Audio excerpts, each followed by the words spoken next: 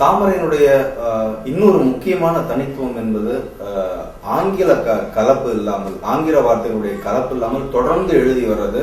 அதை ஒரு தவமாவே பண்ணிட்டு இருக்கீங்க. அப்புறம் ஆபாசமற்ற வார்த்தைகள்ல, கொச்சையான வார்த்தைகளை பயன்படுத்துறது இல்ல. இத தொடர்ந்து கடைபிடிக்கிறதுக்கு என்ன காரணம்? நீங்களே பாருங்க, நான் ஒரு காலகட்டம் ஒரு 10-15 ஆண்டுகளுக்கு முன்னாடி பாடல்கள் எப்படி ஒலிச்சுது, எனக்கு அதை கேட்கறதுக்கு நாராசமாக இருக்கும். எத்தனை திரைப்பட பாடல்கள் நான் கேட்டு அருவருப்படைஞ்சிருக்கேன். அப்போது நான் பாடல் எழுத வர்றதுக்கு முன்னாடியே நான் முடிவு பண்ணது, நான் திரைப்பட பாடல் எழுதினால் கண்டிப்பாக ஆபாசமான பாடல் எழுத மாட்டேன். அப்படி அது எழுதி தான் ஆகணும், அப்போ தான் நிலைக்க முடியும்னா எனக்கு அப்படியான ஒரு வேலையே வேண்டாம் அப்படிங்கிற உறுதியோடு நான் உள்ளே வந்தேன். அப்போ நான் வந்த காலகட்டத்தில் அதிகபட்சமாக ஆங்கில வார்த்தைகள் பயன்படுத்திகிட்டு இருந்தாங்க. சமூகத்தில் பார்த்தா நம்ம தமிழர்கள் தானே, தமிழ் படம் தானே எடுக்கிறாங்க, தமிழில் தானே பேசுகிறாங்க, அப்புறம் ஏன் பாட்டில் மாத்திரம் ஒரு ஆங்கிலத்தை போடுறாங்கன்னு எனக்கு அது நாராசமாக இருக்குது. அப்போது என்னோட இயல்பான ஒரு சமூக உணர்வு தான், தாய்மொழி கல்வி வேணும் மக்களுக்கு, தரமான கல்வியாக இருக்கணும், பண்பாட்டுடன் சேர்ந்த கல்வியாக இருக்கணும். இதெல்லாம் வழக்கழிந்து போய் பள்ளிகளில் இதெல்லாம் இல்லாமல் ஆனதுனால தான் சமூகம் இப்படி சீரழிந்துட்டு வருதுங்கிறது என்னுடைய கணிப்பு அந்த சமயத்தில்.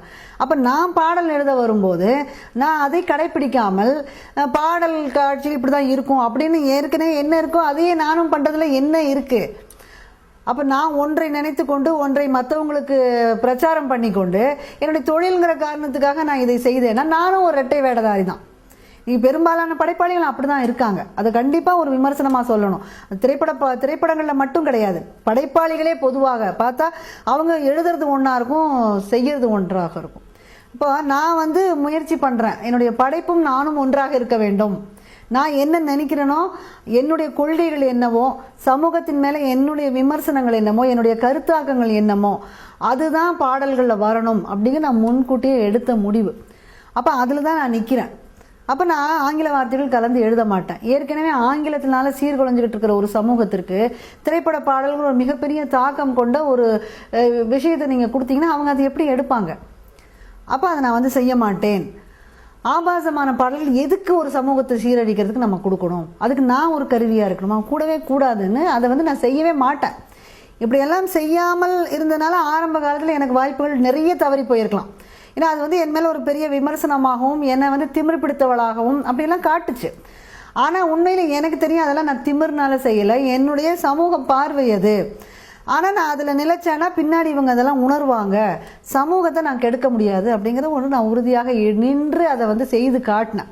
செய்து காட்டி அது வெற்றி பெற்ற பிறகு அது அதனுடைய அந்த பாணியை சரிதான், இவங்க சொன்னது சரிதான், இது சரிதான் அப்படின்னு அதை ஏற்றுக்கொண்டார்கள். அதனால அதை நான் தொடர்ந்து நான் செஞ்சேன். அதை பல பேர் ஒரு இதாகவே சொல்லுவாங்க, ஒரு பெண் திரைப்படத்துறையில் பாடல் பிரிவுக்கு வெல்லவே முடியாதுன்னு ஒரு நிலைமை இருந்தது. அது ஆண்களுடைய கோட்டையாக இருந்தது. ஆமாம், நான் உள்ள நுழைஞ்சு அந்த கோட்டைக்குள்ளே நுழைஞ்சு நான் என்னுடைய கொடியை நட்டிருக்கேன். முடிந்தது, என்னால் முடிந்தது. ஆபாசமாக எழுதாமல் ஒரு திரைப்பட பாடலாசிரியர் ஜீவிக்கவே முடியாது அப்படின்னு சொன்னாங்க. இது வரைக்கும் என்னுடைய பாடலில் எந்த ஆபாசமும் கிடையாது, நாகரிகமாகத்தான் எழுதியிருக்கிறேன். அந்த பாடல்கள்லாம் வெற்றி பெற்றிருக்கேன், அதையும் செய்து காட்டிருக்கேன். ஆங்கில கலப்பு இல்லாமல் ஒரு பாடல் எழுதுவது சாத்தியமே இல்லைன்னு சொன்னாங்க. ஆங்கில கலப்பே இல்லாமல் நான் என்னுடைய பாடல்களெல்லாம் இது வரைக்கும் எழுதியிருக்கேன். என்ன குறைஞ்சி போச்சு? என்னதுனால ஒரு வெற்றி அப்படின்னா இதற்கான தேவை சமூகத்தில் இருந்திருக்குன்னு அர்த்தம். மக்கள் நாகரிகமான பாடலை விரும்பி இருக்கிறார்கள். ஒரு ஆங்கில வார்த்தைக்கு ஆங்கில கலப்பு இல்லாத நல்ல எளிய தமிழ் சொற்களுடன் கூடிய அழகான பாடலை மக்கள் எதிர்பார்த்திருக்கிறார்கள்னு அர்த்தம். அப்போ நீங்கள் இது வரைக்கும் அவங்கள புரிஞ்சுக்காம அவங்க கேட்குறான்னு நீங்கள் ஏதோ ஒன்று தப்பாக அவன் மேலே திணிச்சிக்கிட்டு இருந்திருக்கீங்க. இப்போ நீங்கள் சரியான ஒன்றை கொடுத்தோன்னு அவங்க ஏற்றுக்கொண்டார்களா இல்லையா? அப்போ ஏன் பழைய மக்கள் மேலே போடணும்? எந்த மக்களோ ரசிகர்களோ யாருமே கேட்கறதில்ல ஆபாசமாக பாட்டு எழுதுங்க, அதை நாங்கள் ரசிக்கிறோம் அப்படின்னோ, ஆங்கில வார்த்தைகள் கலந்து எழுதுங்க அப்படின்னு யாருமே கேட்கறதே கிடையாது. இது இவங்களுடைய கற்பனை. அந்த கற்பனையை நான் உடைச்சேன், அவ்வளோதான். இயக்குனர் கௌதம் மேனன் தன்னுடைய படங்களுக்கு வைக்கக்கூடிய தலைப்புகள் ரொம்ப தூய தமிழில் இருக்கிறதுக்கு பின்னணியில் நீங்களும் ஒரு காரணம்னு சொல்லப்படுது. அது உண்மையா? ஓரளவு உண்மைன்னு சொல்லலாம். ஏன்னா நேரடியாக நான் அவருக்கு தலைப்புகள் கொடுக்காட்டா கூட ஒவ்வொரு முறையும் அவர் படம் எடுக்கும்போது என்னுடைய தலைப்புகள் கேட்பார். நான் நிறைய தலைப்புகள்லாம் எழுதி கொடுத்துருக்கேன். ஆனால் அது போக பாடல் எழுதும்போது நாங்கள் பேசுவோம் இல்லையா, அப்போ என்னுடைய தமிழை அவர் ரொம்ப ரசிப்பார். அவர்கிட்டையும் நான் தூய தமிழில் தான் பேசுவேன். அவர் நல்ல தமிழ் பேசக்கூடியவர் தான், எழுத்து மட்டும்தான் ஆங்கிலம் எழுதி வச்சுக்குவாரே ஒழிய அவர் நல்ல தமிழ் ரசிகர். அவங்க அம்மா ரொம்ப தமிழ் பாடல்களுடைய பிரியை, அவங்க ஒரு பெரிய தாக்கத்தை அவர் மேலே ஏற்படுத்தினவங்க. பழைய பாடல்கள்லாம் இவரே நிறைய சொல்லுவார். அப்போ நானும் அவரும் நிறைய பேசுவோம். ஒரு பாடல் நாங்கள் ஏதோ ஒரு பாடல் பண்ணிக்கிட்டு இருக்கும்போது, கற்க பண்ணிக்கிட்டு இருக்கும்போது, அடுத்த படத்துக்கான வேலையில் இவர் இருந்தார். அப்போது ஹாரி ஜெயராஜ், நானே, இவர் 3 பேரும் உட்காந்து பேசிகிட்டு இருக்கும்போது ஏதோ பேச்சு வந்து, நான் அந்த பச்சை கிளி முத்துச்சரம் பாடல் வந்து எனக்கு ரொம்ப பிடிக்கும் அப்படின்னு சொன்னேன். என்ன மாதிரியான பாட்டு இப்போ கேட்டால் கூட எனக்கு அந்த பாட்டு வந்து பிடிக்குது, ஏன் அந்த மாதிரியான பாட்டெல்லாம் இப்போ வர்றதில்லை அப்படின்னு அந்த பாடலை பற்றி பேசிகிட்டு இருந்தோம். அப்போ அவர் அடுத்த படம் பண்ணும்போது சிலந்தின்னு பேர் வச்சுருந்தார். என்கிட்ட வேறு தலைப்புகள்லாம் கேட்டுக்கொண்டிருந்தார். அப்புறம் இதை பற்றி பேசிகிட்டு இருந்தோம். அதுக்கப்புறம் நான் மறந்து போயிட்டேன். அப்புறம் அவர் வீட்டுக்கு போயிட்டு எனக்கு உடனே ஒரு குறுஞ்செய்தி அனுப்பினார். அடுத்த படத்தினுடைய தலைப்பு பச்சை கிளி முத்துச்சரம், இது எப்படி இருக்குது அப்படின்னு சொல்லி கேட்டார். அது பார்த்தா அந்த படத்துக்கு அவ்வளோ ஒரு பொருத்தமான இது. அந்த ஒரு மனைவியோடு இருக்கக்கூடிய ஒரு அழகான குடும்பத்தை ஒரு பெண்ணினுடைய வருகை வந்து கெடுத்து அந்த மாதிரி வரும். அப்போ நான் சொன்னேன், அது நல்ல அழகான இதுதான், ஒரு பச்சை கிளி வந்துச்சு, ஏற்கனவே முத்துச்சரம் மாதிரி இருந்த ஒரு குடும்பம் அதை வந்து சிதைச்சிருச்சுங்கிறது தான் அதனுடைய அர்த்தம், பொருள் அதுதான், அதனால் இதை வச்சுருவோம், ரொம்ப அழகாக இருக்குன்னு சொல்லிட்டு அடுத்த பாடல்லையும் அதை பயன்படுத்தினேன் நான்.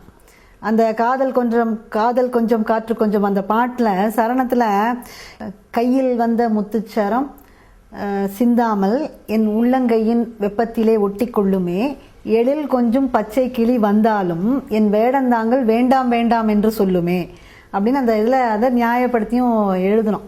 அப்போ நாங்கள் பேசும்போது என்ன இருக்கோ அதை வந்து அவர் எடுத்துக்குவார்.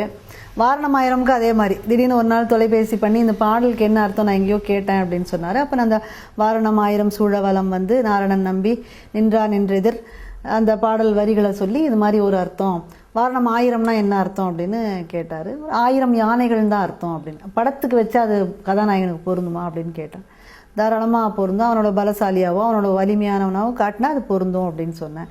வேட்டையாடு விளையாடு பாடலும் அதே மாதிரி தான் முணுமுணுத்தது. வேட்டையாடு விளையாடு, வீரமான நடையை போடுன்னு ஒரு பழைய பாடல் இருக்கும். அது மாதிரி ஒரு பாடல் இருக்குது, எம்ஜிஆர்களுடைய படப்பாடல். இப்படி வரும் அந்த காட்சியில், எப்போவோ பேசினது பார்த்தா அடுத்த படத்தில் அது வந்து அவர் வச்சுருக்காரு. அதனால் அது வந்து என்கிட்ட கேட்பார், அதை பயன்படுத்திக்கிறார் அவர் நல்லா.